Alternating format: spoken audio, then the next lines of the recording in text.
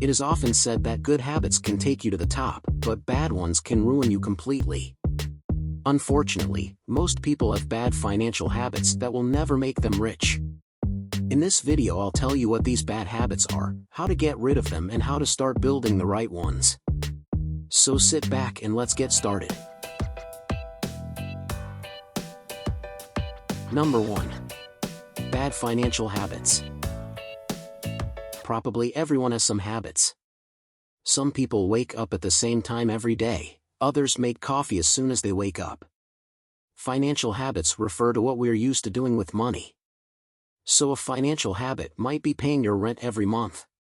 So that means that anyone who has money probably has some.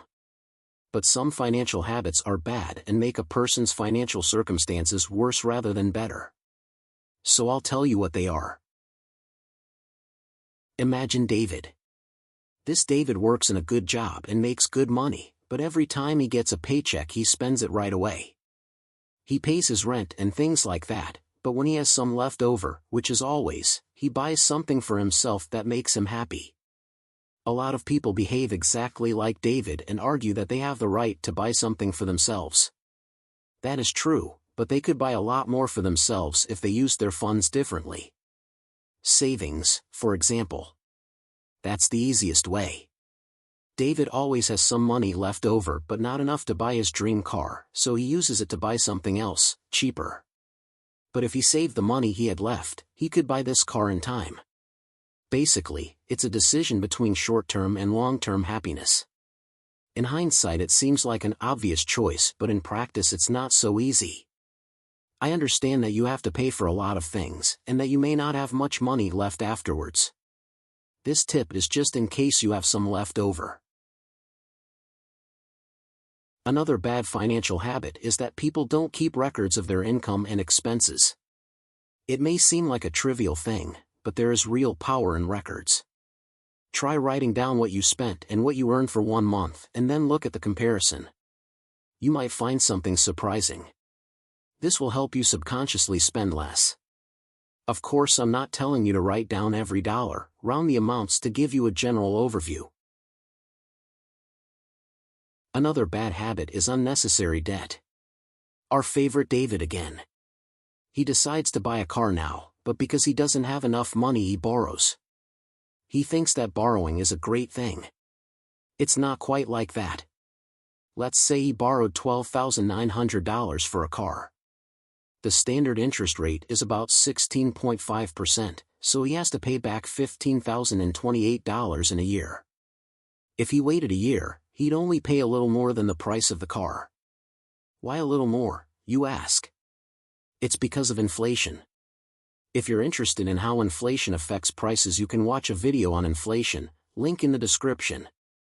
So to summarize, either he buy the car now and pay $15,028 total, or they buy the car in a year and pay a little more than $12,900, depending on the current inflation rate. In the long run, it's better to wait that year. This is also related to debt. It's a credit card. You use this card to raise funds, but through debt. A credit card is a great thing if you know how to use it.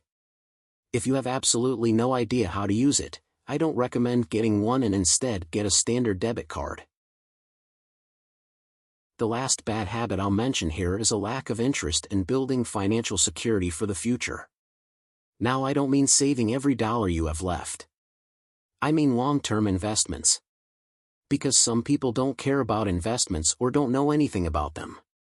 I think it's a good idea to know something like that. Investments don't have to be just in stocks, bonds, or cryptos, but also real estate. Investments may not make you a billionaire in a year, but they can hedge against inflation. If you're interested in the topic of investing and want me to do a whole video on it, write in the comments, and if some people write, I'll do the video. Number 2. Building good habits. It is important not only to get rid of the bad ones, but also to start with the good ones. The first thing I recommend you do is make a monthly budget. Simply summarize last month's income and expenses. This will help you have a better overview of your finances. It seems easy, but you'll see for yourself that sticking with it every month is not that simple. Another good habit is saving and investing. These two things are good ways to secure yourself for the future. Investments are quite complicated, but anyone can save. I think it is also worth learning to invest well. It doesn't always have to be a gamble. If you are more interested in building good habits, not just financial habits, you can read the book Atomic Habits. This video is not sponsored by that book, it's just my personal recommendation. This will be all of this video. If you enjoyed it or learned something new, please give a like to reward me for working on this video. If you don't want to miss any more videos, please subscribe. If you have any questions, write in the comments. Thanks for watching and see you next time.